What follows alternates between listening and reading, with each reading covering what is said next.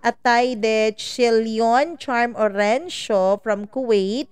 Christina Sison, maraming salamat. Hello kay Ambo, Maricel Delia, Jocelyn, Jeanette, Riza May, Gina. Ayun, ang dami-dami kong shinout out And syempre, hello kay Jamie Rodriguez, Cheryl 986. More power din sa'yo. Delia Rinco, maraming salamat. Maraming salamat po sa kanyang asawa na nakikinig. Nako, asawa ni James. Hello sa inyo. Rufina Aranwez, tama po ba? Maraming salamat. And Marilo Manligues, maraming thank you. Maraming thank you din kay Ruel Disamero, Colasio, Maria Rapada, Juliet Astrolabio, maraming love you too. Maraming salamat, joke lang. Rizel and Dolor, maraming thank you. Kimberly Dodds Balyador, hello sa asawa niyang si John Mark na palaging nakikinig from Navotas. Lorna Manzan, ako hindi kasi lagi akong niloloko, lagi raw siyang niloloko. Nako naman, yung mga manloloko talaga, no, minsan nako-question natin yung worth natin nako-question natin yung halaga natin sa isang relasyon, halaga natin bilang tao, dahil sa mga taong manloloko. Charot lang. Hello po sa mga taga Morocco na si Hassan, hello po, soon to be husband daw niya. Nako, hello sa'yo, Linlin of Negros Occidental. I hope you're always in good health. Maraming salamat. Please keep praying para sa ating lahat. Nora Escoto, maraming thank you. Diana Diaz, ayun, salamat sa iyo. Sa mga taga-Panabo Polymedic Hospital Records Department na araw-araw raw nakikinig sa atin. Hello sa inyo. Jonaline Ferrer from Doha, Qatar. Rose Pe Abejo, maraming salamat. Hello daw sa asawa niyang sa nag-work sa Jojo Store. Love you, hon. Okay. Naka-hello po sa mga taga Hong Kong na laging nakikinig sa atin. Sheila May Montales, maraming thank you. Candia, Alex Di Dios, maraming salamat.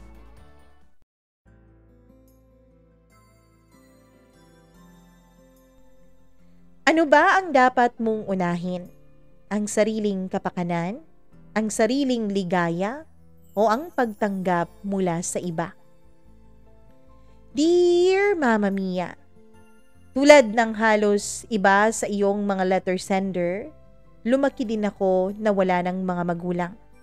Lumaki ako sa poder ng aking uncle. Siya ang matatawag kong papa. Siya ang tumayong ama ko, Mama Mia. Itago na lang natin siya sa pangalang Uncle Danny. Siya ang nagalaga sa akin simula nung ipinanganak pa lang ako ng mama ko. Ang mama ko kasi, Mama Mia, ay estudyante pa lamang nung mga time na pinagbuntis niya ako. Pati rin ang papa ko ay estudyante pa. Maaga silang naglandi, nagmahalan, gumawa ng mga bagay na hindi dapat ginagawa ng hindi pa mag-asawa at lalong-lalo na ng mga kabataang katulad nila. Kaya ayon, nagbunga ang sinasabi nilang pagmamahalan. Nagbunga at ako yun, Mama Mia. At dahil masyado pa silang bata nung mga panahon na yun, pareho pa silang 16 years old. And because, Mama Mia, galing silang dalawa sa may mga kayang pamilya dito sa aming lugar, ay kailangan pong itago ang pagbubuntis ng mama ko. And dun po siya nagtago sa uncle kong si Uncle Danny. Dun siya nakatira, Mama Mia, hanggang sa makapanganak siya. Kung nagtataka kayo kung kaano-ano ni Uncle Danny ang mama ko, yun po ay magpinsan po silang buo. Bali sila Uncle Danny po ang tinatawag na poor relatives ng mga lolo't lola ko. At nung nakapanganak na raw si mama, ang akala ng Uncle Danny ko ay isasama ako ng mama ko pauwi sa lugar nila.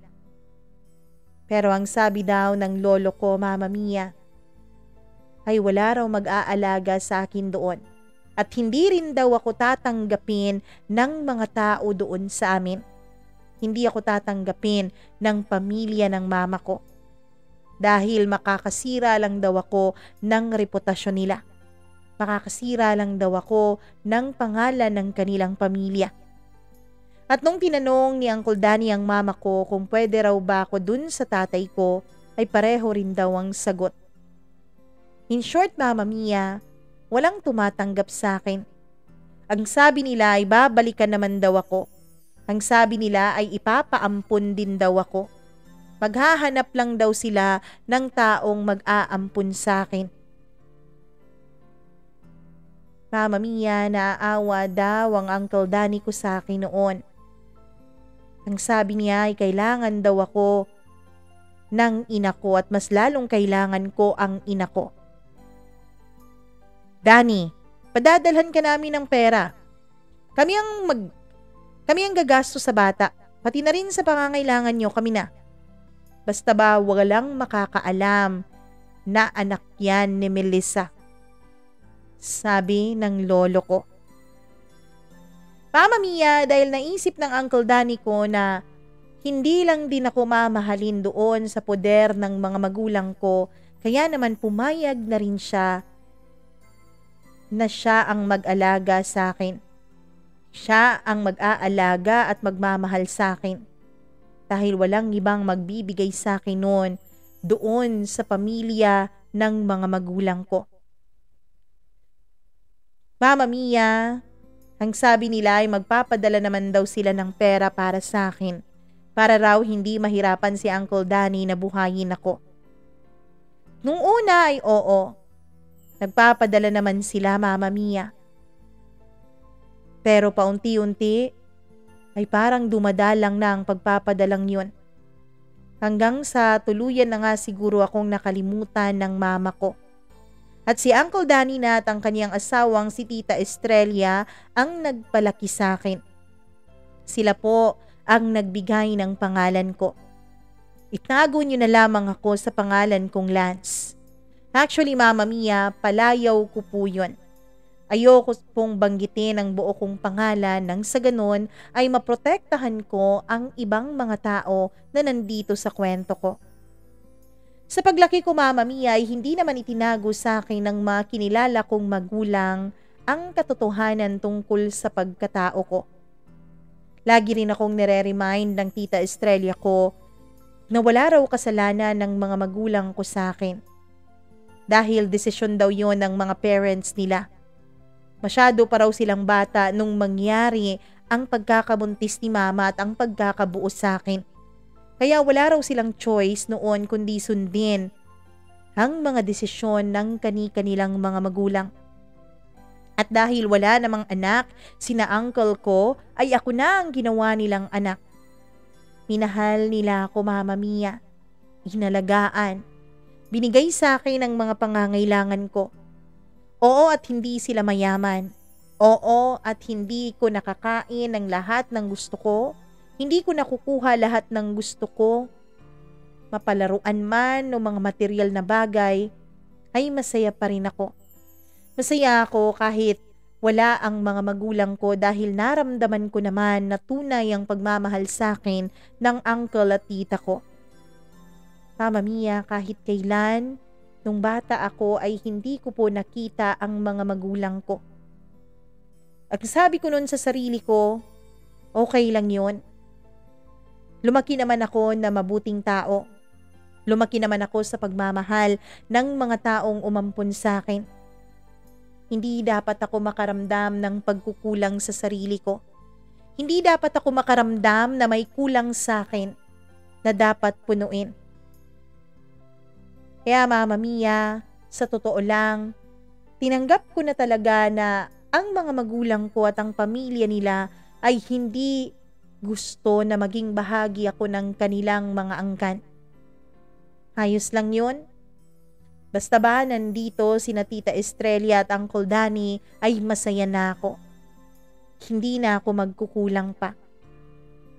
Kaya lang Mama Mia, may mga pagkakataon talaga sa buhay natin na kinukuha ng tadhana ang mga taong nagmamahal sa atin. Isang araw po ay umuwi ako na walang tao ang bahay. Nadatnan ko yung nakabukas. Tawag ako ng tawag kay Uncle Danny at Tita Estrella pero walang sumasagot. Lumabas ako ng bahay at nagtanong ako sa kapitbahay na malapit sa amin. Nako, pumunta silang ospital kanina. Alam mo ba, yung uncle mo inatake yata yun. Nako, nagkakagulo dyan kanina hindi ko na alam. Sabi ng kapitbahay namin.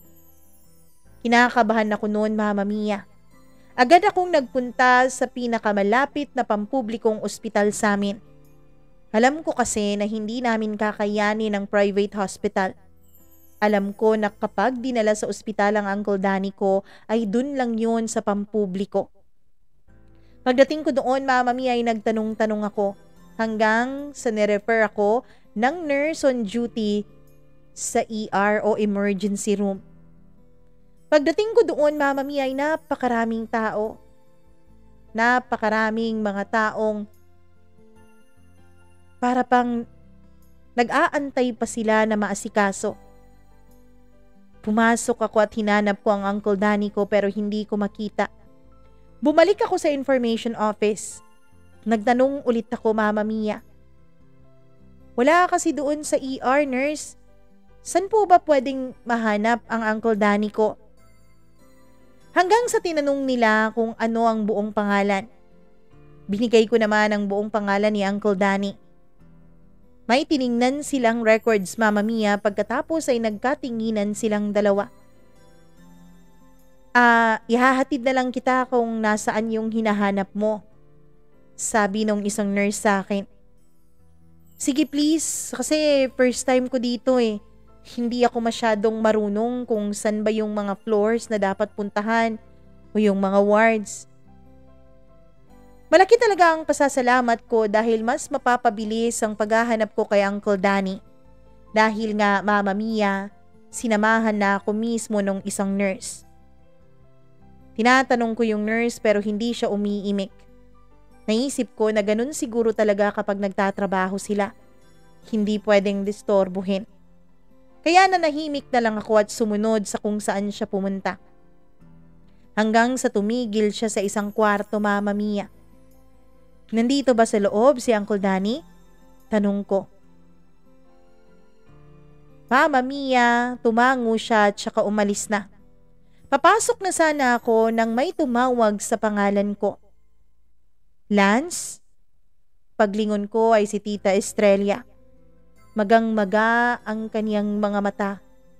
Hindi pa siya natapos sa kaniyang pag-iyak. O tita, ba't kayo nandito sa labas? Sinong kasama ni Uncle Danny sa loob? Mama Mia, umiyak siyang muli. Pagkatapos ay tumingala siya sa may pintuan ng kwarto.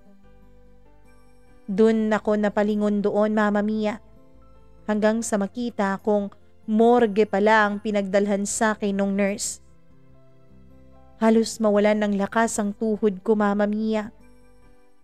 Hindi ko alam pero parang nanlamig ang buo kong katawan. Para bang tumayo lahat ng balahibo ko. Para bang may malamig na hangin na yumakap sa akin. Tita Estrella? Ano pong nangyari? Bakit po tayo nandito? Tanong ko. Lance, wala na siya. Wala na ang Uncle Danny mo. Doon, Mama Mia, ay hindi ko na napigilan pang sarili kong mapaupo sa sahig. Umiyak na lang ako ng umiyak. Ni hindi ko na naramdaman ang lamig ng sahig, Mama Mia, dahil sa mismong ako ay malamig na malamig. Lumapit sa akin ang Tita Estrella ko at niyakap ako. Sabay kaming dalawa na nag-iyakan doon. Hindi ko na alam kung ilang oras kami nandoon, kung ilang oras namin iniyakan ang balitang yon. Mama Mia, inatake pala sa sakit sa puso si Uncle Danny. Ang sabi ng Tita Estrella ko ay ilang araw na raw niyang nararamdaman ang pamamanhid ng kaniyang mga balikat at mga braso. Ang akala nila ay dahil lang yun sa pagod sa trabaho. Kaya naman, wala lang silang ginagawa. Iniinuman na lang nila ng mga pain reliever o ng mga muscle relaxant. Pero Mama Mia, huli na nung malaman namin na mga sintomas pala yun ng atake sa puso. Nung araw daw na nasa eskwelahan ako, Mama Mia, ay sumakit daw ang tiyan ng Uncle Danny ko. Pinainom pa raw ito ng Tita Estrella ko ng gamot para sa pagtatae. Pero ilang sandali pa, Mama Mia, ay bigla na lang nahirapan huminga si Uncle Danny pagkatapos ay parang nagkulay abo na raw ito kaya dali-dali raw na tumawag ng mga kapitbahay si Tita Estrella. Kaya yun daw ang dahilan kung bakit nadala si Uncle Danny sa ospital. Pero huli na ang lahat, Mama Mia. Dahil nga pampublikong ospital yon ay hindi kaagad na asikaso si Uncle Danny sa ER dahil maraming tao doon. Nagkataon pa na may disgrasya at malubha ang kalagayan ng iba na mas nauna pa sa kanila doon. Kaya nung lapitan na ng doktor si Uncle Danny, Mama Mia, ay mahinang-mahina na ang puso nito.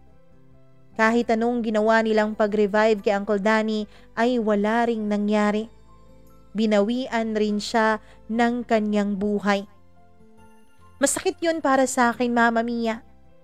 Hindi ko alam kung paano ako magsisimula. Ang taong tumuring sa akin na parang anak, ang taong nagmahal sa akin, ay nawala na lang na para bang bula, Mama Mia. Bigla-bigla siyang kinuha sa akin. Yung mga araw ng lamay ni Uncle Danny, yun ang mga pinakamasasakit na araw ng buhay ko. Hindi ako umaalis sa tabi ng kabaong niya. Mama Mia, pinagmamasdan ko siya hanggat kaya ko dahil alam ko na kapag nailibing na siya, kailanman ay hindi ko na siya makikita pa. Hanggang sa nailibing na nga ang Uncle Danny ko. Mahinang-mahina pa ako noon. Nung kinausap ako ng Tita Estrella ko, na pupuntahan raw namin ng lugar ng lolo't lola ko. Po? Dun po sa parents mo, tita? Tanong ko. Hindi, Lance. Dun sa totoo mong pamilya. Mama Mia, hindi ko alam kung ano ang magiging reaksyon ko nun. Matutuwa ba ako dahil sa wakas ay hinanap na ako ng pamilya ko at makikita ko na sila? O dapat bang magalit ako dahil kung hindi pa namatay ang Uncle Danny ko ay hindi nila maiisip na papuntahin ako doon? Oo, Mama Mia. Dahil nga sa pagkamatay ni Uncle Danny ay pumunta kami sa lugar ng mama ko, ng mga magulang ko. Dahil ang sabi ni tita, yun daw ang kagustuhan ng lolo. Doon ko nalaman, Mama Mia.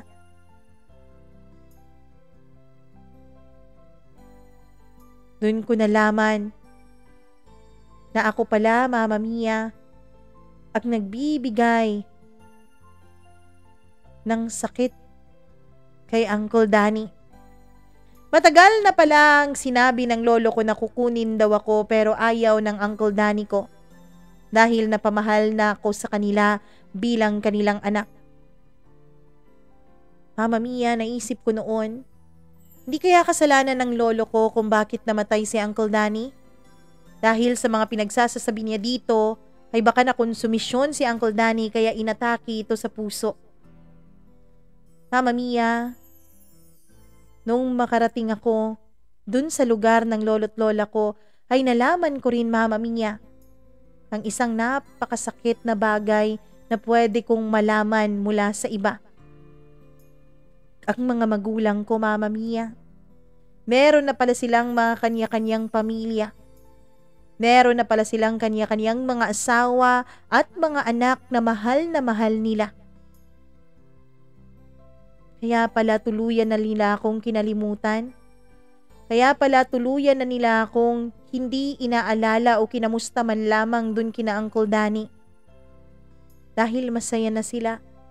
At ako ay tinuring na lang nila na pagkakamali ng kahapon na hindi na dapat pang balikan. Napakahirap ng buhay, Mama Mia. Kaya pala, nilimot na lang nila ako at binigay na lang kay Uncle Danny. Oo nga't minahal naman ako ni Uncle Danny at ni Tita Estrella. Pero masakit pa rin sa loob, Mama Mia. Masakit pa rin isipin na sarili mong mga magulang ay walang gusto na makasama ka. Mama Mia, nung dumating ako dito sa lugar ng lolo't lola ko, I never expected po na magugustuhan ko ang lugar na ito. Sa totoo lang, nung unang dumating kami dito ay halos isinumpa ko ang lugar na to. Inisip ko, Mama Mia, bakit ba ako nandito? Bakit ba kailangan ko pang harapin ang mga taong ayaw naman sa akin? Pero wala rin naman akong magawa. Walang trabaho ang tita Estrella ko. Ang sabi niya, Mama Mia, hindi na raw niya ako kaya pang sustentuhan sa aking pag-aaral. Ang sabi niya, kinakailangan na raw namin ang tulong ng pamilya ko para mabuhay kami at makapag-aral ako ng maayos.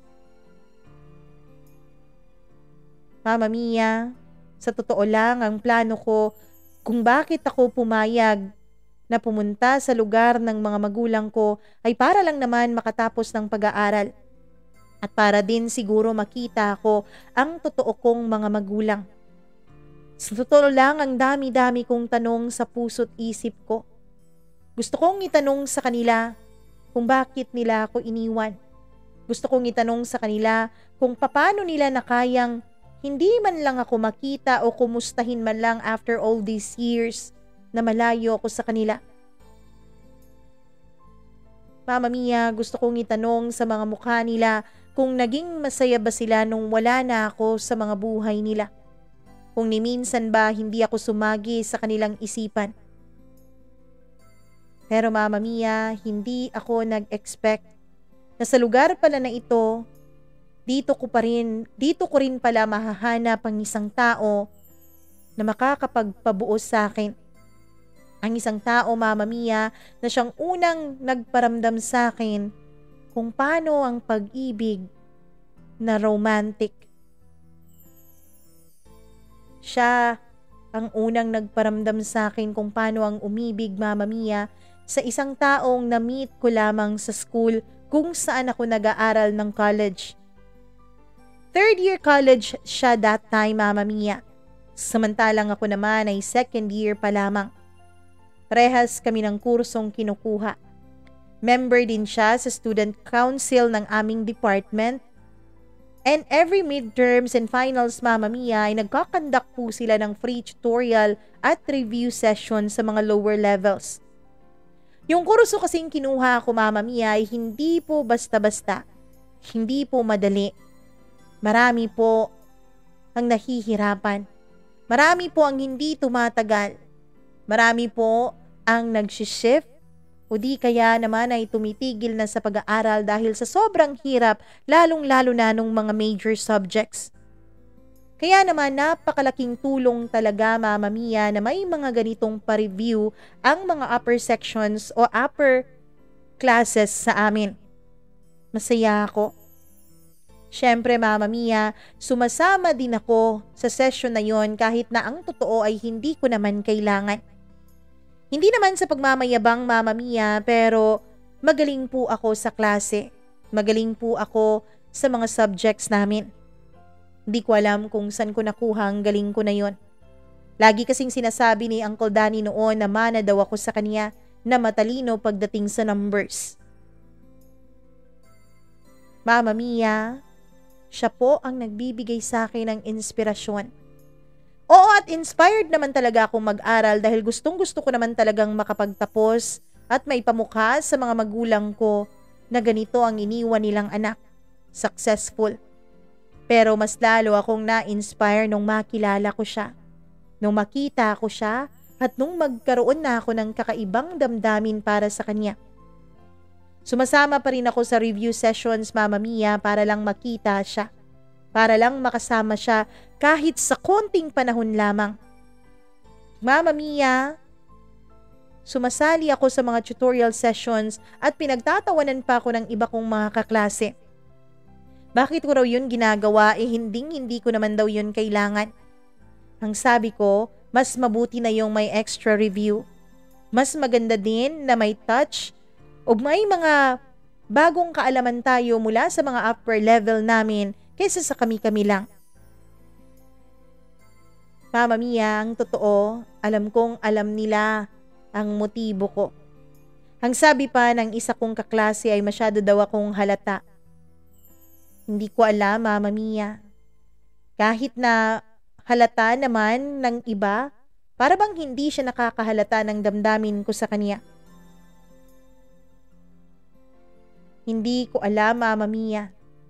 Pero kapag magkasama kaming dalawa at kapag siya ang personal na nag-tutor sa akin, ay nagbobobohan ako para tumagal pa ang pag-uusap naming dalawa at ang tutorial session namin. Hanggang sa isang araw, Mama Mia, isang araw, hindi ko akalain na mapapansin din pala niya ako. Yun ay dahil sa isang midterm exam namin na na-perfect ko ang score. Mama Mia, wala naman talaga siyang alam noon. Pero nasa kantin pala siya nung kinongratulate ako ng mga kaklase ko. Alam mo, ang galing-galing mo talaga. Mas lalo kang gumaling dahil sa mga tutorial sessions na yan eh. Kaya ayan, perfect ka tuloy. Sabi nila na kinukuha ang exam paper ko at para bang pinagmamalaki pa yon sa ibang table. Hindi ko alam na nandun pala siya sa kabilang table, Mama Mia. Tumingin siya sa akin at ngumiti. Masaya ako dahil nginitian niya ako. Kaya naman nilapitan ko siya. Pinakita ko ang test paper ko at ang sabi ko bilang pasasalamat ay ililibre ko siya. Pumayag naman siya, Mama Mia. Libre ko siya ng dinner pagkatapos ng araw ng klase na yon. To cut the long story short, ay nagkaroon agad kami ng instant closeness pagkatapos ng dinner na yon. Hanggang sa, Mama Mia, paulit-ulit na kaming lumalabas ng kaming dalawa lang. May mga pagkakataon na nagdi-dinner kami, nag-arcade, nanonood ng sine at kung ano-ano pa. Hanggang sa nilagyan na nga namin ng official title ang paglabas-labas naming dalawa. Yun ay nung isang beses na siya mismo ang nag-aya sa akin kung pwede ba kaming lumabas para mag-date. Date talaga? Sigurado ka? Tanong ko. Bakit, ayaw mo ba? Tanong niya. Hindi, gusto. Pero kasi, baka napipilitan ka lang. Tumawa siya sa akin, Mama Mia. Ano bang napipilitan? Ilang linggo na tayong lumalabas ng tayo lang. Ang gusto ko kasi maging formal to na date. Dahil may itatanong ako sa iyo mamaya. Mama Mia, pumayag ako sa date na yon at excited na excited ako. Parang alam ko na kung ano ang itatanong niya sa akin. Pero syempre, dapat manahimik lamang ako. Pagkarating ko dun sa date namin, ay naka-order na pala siya. Ilang sandali pa ay dumating na ang mga in-order niyang food pagkatapos ay kumain na kaming dalawa. Pagkatapos naming kumain, dun siya nag-umpisang magsalita. Lance, alam mo bang matagal na kitang gusto? Sa totoo lang, tinatago ko lang eh. Baka kasi magalit ka. Baka kasi layuan mo ako. Sabi niya. Bakit naman kita lalayuan? Gusto rin kita. Diretsahan kong sagot sa kanya. Doon, Mama Mia, ay opisyal nang naging kami. Sa totoo lang, after mamatay ni Uncle Danny, doon pa lang ako nakaramdam ng sobra-sobrang kaligayahan. Mama Mia, sobra-sobra po ang pinaramdam niya sa aking pagmamahal. Para bang nagkaroon ulit ako ng rason para mabuhay. Ng rason para lumaban, ng rason para magpakatatag pa. Kaya lang, may isang malaking problema. Mama Mia, pareho po kaming dalawa. Pareho kaming dalawang lalaki. Itago natin siya sa pangalang Raymond. Oo, Mama Mia. Pasensya na kung pinahaba ko pa ang sulat ko bago ko aminin sa inyo na member po ako ng Rainbow Club o ng LGBT community. Becky ako, Mama Mia. Kaya naman, naging masaya talaga ako Na kahit na Becky ako ay merong nagmamahal sa akin. Akala ko nga noon ay habang buhay ko na lang itatago ang kasarian ko. At akala ko nga noon ay habang buhay na lang akong magpapanggap na lalaki para matanggap ng ibang tao. Pero meron palang makakatanggap sa akin. At wala nang mas mahalaga sa akin nung mga panahon na yun kundi ang pagtanggap niya at ang pagmamahal niya. Mama Mia, si Raymond lang po ang naging mahalaga sa buhay ko noon bukod kay Tita Estrella ko. At dahil nga sa pagdating ni Raymond sa buhay ko, nasabi ko Mama Mia na totoo nga pala. Walang kinukuha ang Diyos na hindi niya pinapalitan sa huli. Dahil masaya ako sa ipinalit niya sa aking puso. Oo Mama Mia, hindi ako masaya na namatay ang Uncle Danny ko. Pero kahit na nawala ang Uncle Danny ko Mama Mia, pakiramdam ko ay parang may pinadala ang langit na kapalit niya. Parang may pinadala ang langit na may magmamahal sa akin ng totoo. May makakatanggap sa akin ng buong buo. Wala siguro talagang taong magiging siya lang mag-isa habang buhay. Dahil meron at merong ibibigay sa iyo ang Diyos. Meron at meron siyang ipapadalang tao na siyang magbibigay sa iyo ng kakaibang ligaya at kakaibang pagmamahal, excitement at syempre kaligayahan. Masaya ako sa relasyon namin ni Raymond Mama Mia. Masaya ako dahil masaya din siyang kasama. Pakiramdam ko noon ay mahal na niya ako. Ang totoo niyan, Mama Mia, may nangyayari na rin sa aming dalawa. Hindi ko na lang idedetalye dahil alam ko na sensitibo ang bagay na to lalo na't pareho kaming dalawang lalaki. Alam ko na mayroong iba na ayaw sa mga ganitong klaseng kwento, Mama Mia, kaya hindi ko na lang po idedetalye ang lahat. Basta po masaya ako sa relasyon naming dalawa ni Raymond. Pero ang akala kong panghabang buhay na kaligayahan ay short-lived lang pala Mama Mia. Dahil after 3 months sa aming relasyong dalawa, ay kinausap ako ng Tita Estrella ko. Lance, alam kong masaya ka sa relasyon yung dalawa ngayon ng boyfriend mo. Tita, paano mo po nalaman? Tanong ko. Lance, hindi naman ako bulag. Yung lalaking sumusundo sa'yo dito at naghahatid, di ba yun ang boyfriend mo? Hindi rin naman ako manhid, kaya naramdaman ko mula pa noon na iba ka, na hindi ka straight. Tita, alam din po ba ito ni Uncle Danny? Tanong ko. Oo. Alam namin noon pa man na tanggap ka namin, Lance. Minahal ka namin ng buong buo. Salamat, Tita. Yakap ko sa kanya. Pero Lance, kung gaano kita kamahal, kaya pagsasabihan kita ha. Ngayon pa lang, habang maaga pa, tapusin mo na ang relasyon ninyong dalawa. Hindi yan mag-i-ending ng maganda. Mama Mia, doon ay talagang nalito ako sa mga sinabi ni Tita Estrella. Akala ko ba tanggap niya kami ni Raymond? Pero bakit ganon? Bakit niya kami pinaghihiwalay dalawa? Tita, akala ko ba okay sa'yo na ganito ako? Akala ko ba mahal mo ko? Mahal kita, Lance, kaya ayaw kitang masaktan. Tita, hindi ako sasaktan ni Raymond. Mahal niya ako. Siguro nga, mahal ka niya. Pero masasaktan ka. Mahuhusgahan ka. Tita naman okay lang naman na mahusgahan ako. Sanay naman na ako Ayos lang sa akin kahit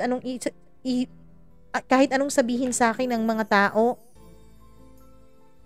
Kahit ng sarili mong pamilya, Lance? Gulat na gulat ako sa tanong niya, Mama Mia. Pamilya po? Oo. Nagdududa na yung lolo mo na baka bakla ka raw.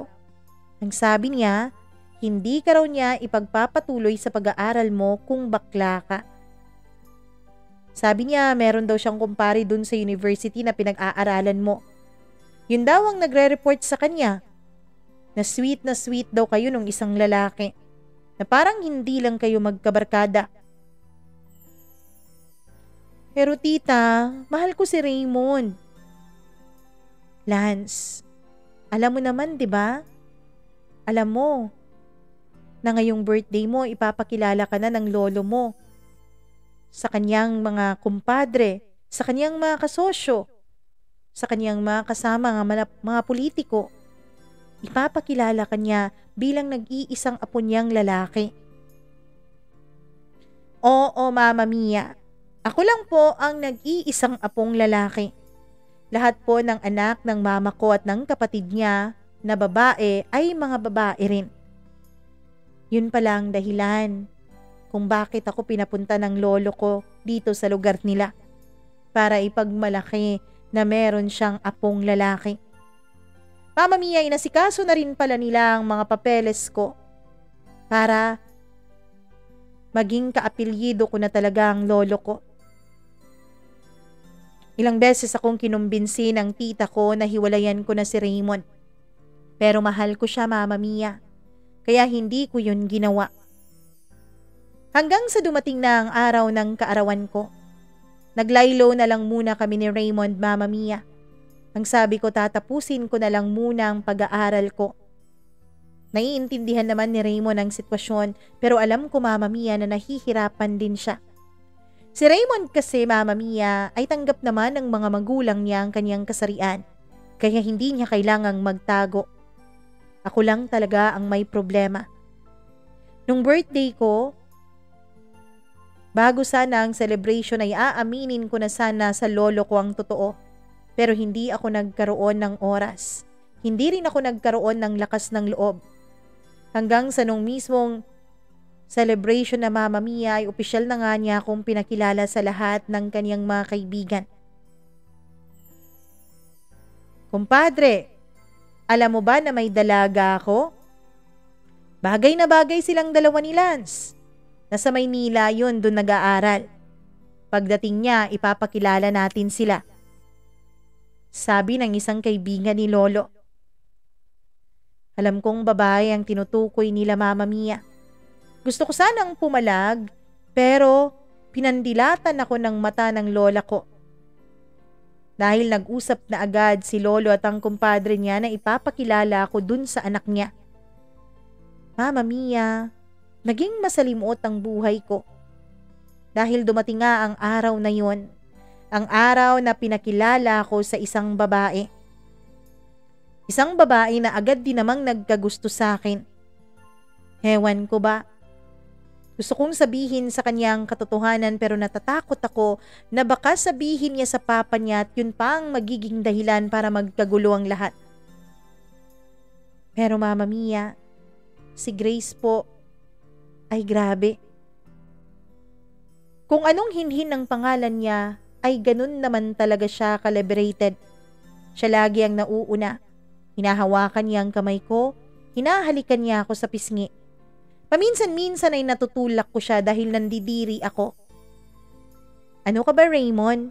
Bakla ka ba? Tanong niya sa akin isang araw nung pilit niya akong hinalikan. Paano kung sabihin ko sa iyong oo? Tumawa siya, Mama Mia. Well, alam mo, hindi bagay sa iyo maging bakla dahil gwapo ka. Sayang ang magiging lahi mo. Paano kapag sabihin ko yan sa lolo mo? Wala nang magtutuloy sa apelyido ninyo. Sigurado akong magagalit siya. Sabi niya. Pwede bang wag mo munang sabihin? Ako lang ang magsasabi sa kanya eh. Ayokong sa iba niya malaman. Pakiusap ko kay Grace noon. Okay, sige. Hindi ko sasabihin pero wag mo akong iiwasan. Ano? Raymond, Lance, alam ko naman na may relasyon kayo nung Raymond na yon. Yun kasi ang sabi-sabi na dumating sa akin eh. Pero pwede ba hanggat nandito pa ako sa lugar natin? Pwede bang ako muna ang kasama mo? Total pagbalik ko ng Maynila, kayo naman na ni Raymond ang magkakasama, hindi ba? Maliit na pabor lang para itago ko ang sikreto mo. Para ikaw ang magsabi sa lolo mo ng totoo mong pagkatao. Sabi niya. Mama Mia, kahit nalabag sa loob ko ay pumayag na rin ako. Ayos na rin yun. Ayos na rin na matahimik kahit sandali si Grace. Yun nga ang nangyari. Lagi kaming magkasama ni Grace. Pinupuntahan niya ako sa bahay at tuwang-tuwa naman ang lolo ko. Ang akala niya ay meron na kaming relasyon ni Grace dahil sweet na sweet kaming dalawa sa harapan niya. Hanggang sa isang araw, Mama Mia, ay nagyaya si Grace na mag-inuman. Kasama niya ang iba niyang mga pinsan at ang iba ko ring mga pinsan na hindi ko naman ka-close. Dalawa lang kaming lalaki sa grupong yun at mga babae na sila halos. Mama Mia, hindi po ako marunong uminom.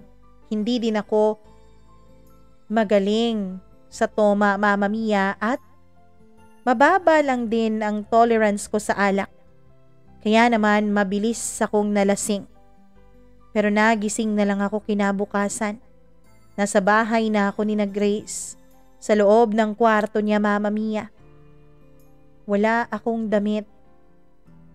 Nung mapagtanto kong wala akong damit, ay nagulat ako nung makapa ko si Grace sa tabi ko. Wala rin siyang damit, Mama Mia. Grace? Grace, anong ginawa mo sa akin? Tanong ko sa kanya. Lance, anong ginawa?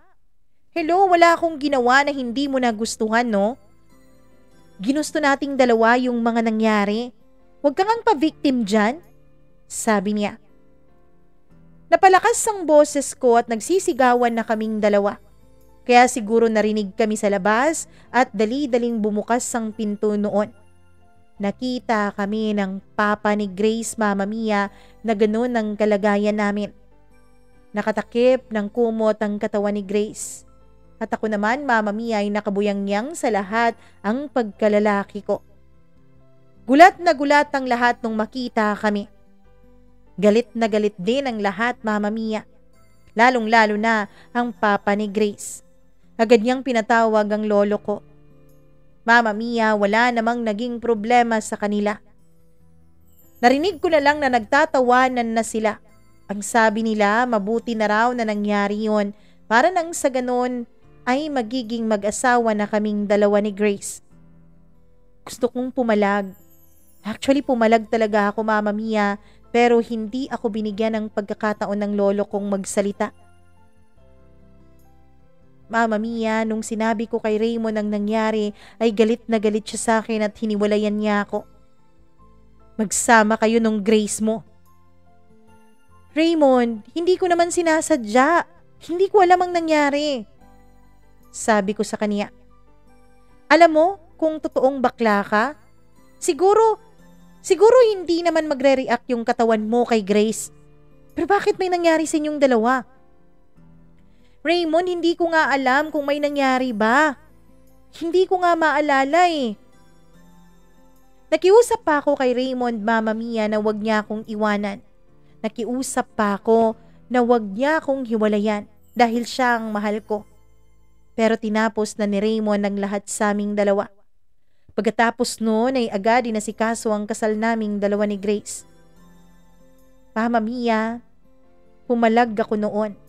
Sinabi ko sa lolo ko na hindi ako magpapakasal kay Grace dahil hindi siyang mahal ko. Pero nagalit ang lolo ko. Huwag ko raw siyang bibigyan ng ganong klaseng kahihiyan. Kung ayaw ko raw na may mangyari sa tita Estrella ko. Hindi ko alam kung bakit ganon ang nasabi niya. Akala ko sa pelikula lang nangyayari ang mga ganitong klaseng bantaan. Pero dahil bata pa lang ako noon, Mama Mia. 21 years old pa lang ako noon at gagraduate pa lang ng college. Kaya wala akong ibang nagawa kundi sumunod sa mga gusto nila. Nagpakasal nga kaming dalawa ni Grace. Pagkatapos ng 1.5 buwan ay nalaman namin na buntis siya. Tuwang-tuwa naman ang lolo ko, Mama Mia. Kahit isang beses lang na may nangyari sa amin ni Grace ay nabuntis kaagad siya. Nung manganak si Grace ay mas lalo pang natuwa ang lolo ko dahil lalaki ang bata. Mama Mia, nagkaroon na rin ako ng sarili kong trabaho. Ang gusto ng lolo ko ay doon ako magtrabaho sa mga kumpanyang meron siyang impluwensya pero hindi ko yun ginawa. Sabi ko kailangan kong tumayo sa sarili kong mga paa. Natuwa naman siya Mama Mia at sinabing lalaking-lalaki nga raw talaga ako. Dahil gusto kong panindigan ang mag-ina ko sa sarili kong pawis at sa sarili kong mga paa at sakripisyo. Pero Mama Mia, hindi yun ang gusto kong mangyari. Dahil muli kaming nagkita ni Raymond. Pinaliwanag ko sa kanya ang nangyari Mama Mia. Hindi man kami nagkabalikan pero may nangyayari na sa aming dalawa ni Raymond. Oo Mama Mia. May kabit ako ngayon at si Raymond yun, ang taong mahal na mahal ko. Pero may asawa na ako. Sabi ni Raymond Mama Mia, iwanan ko na lang daw si Grace. Ang sabi niya ay magsama na raw kaming dalawa. Magpakalayo-layo kami sa lugar namin. Pero kapag naiisip ko yun ay naiisip ko ang anak ko. Ayokong maranasan niya ang mga naranasan ko noon. Ayokong maramdaman niya ang naramdaman ko noon na para bang walang nagmamahal sa akin. Na para bang kadiri-diri ako. Dahil maging mga magulang ko ay tinalikuran at ipinamigay lang ako. Ayokong mangyari yon sa anak namin ni Grace. Kahit na hindi ko mahal si Grace Mama Mia. Kahit na hindi kami nagsasama sa isang kwarto. Dahil sinabi ko talaga sa kanya na wala nang mangyayari pa sa aming muli. Ay mahal na mahal ko naman ang anak ko. Ayokong siya ang magdusa sa mga naging pagkakamali namin ng mama niya. Alam mo, Lance, kung ako sa'yo piliin mo ang pamilya mo. Sabi ni Tita Estrella nung minsang tinanong ko siya kung ano ba ang dapat kong gawin. Pero tita, mahal na mahal ko si Raymond eh.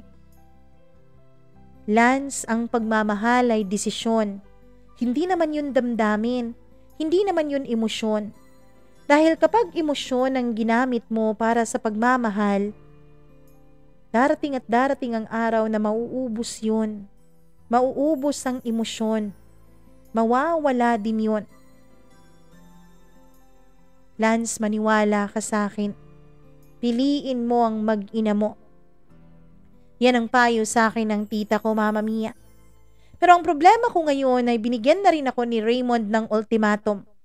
Ang sabi niya, pagdating ng April, Mama Mia, kung hindi pa raw ako makakapagdesisyon, ay siya na ang magdedesisyon para sa aming dalawa. Iiwan na niya ako. Pero kung siya daw ang pipiliin ko at ayaw ko lang na iwanan si Grace, ay siya na mismo ang magsasabi kay Grace ng totoo. Ano ba ang gagawin ko, Mama Mia? Sino ba ang pipiliin ko? Si Raymond na mahal ko? O si Grace na asawa ko pero hindi ko naman mahal? Please, Mama Mia, tulungan mo akong magdesisyon. Sana rin sa lahat ng mga nakikinig ngayon sa storya ng buhay ko, sana po, huwag niyo munang husgahan ang pagkatao ko. Hindi po panghuhusga ang kailangan ko ngayon, kundi ang pag-unawa ninyo at ang inyong mga payo. Please po tulungan ninyo ako. Nagmamahal, Lance.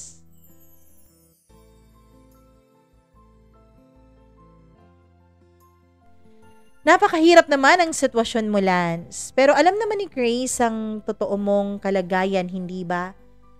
Pero Lance, alam mong pro-marriage tayo dito. Kung gusto mo talaga na maging kayo ni Raymond, na bigyang laya ang pagmamahal mo, ayusin mo yan. Mag-usap kayong dalawa ni Grace ng maayos. Pagkatapos ay sabihin mo sa kanya ang plano mo, sabihin mong magpa-file ka ng annulment. Kasi hindi naman pwede na basta-basta mo nalang iiwanan si Grace, si Ere. 'Di ba? Hindi naman pwede yon. Dahil kapag ginawa mo yon, kasal pa rin kayong dalawa. At kapag kasal pa rin kayong dalawa, hindi rin makakalaya si Grace. hindi rin siya makakahanap ng taong totoong magmamahal sa kanya, taong totoong tatanggap sa kanya. Unfair naman yun sa kanya, Lance.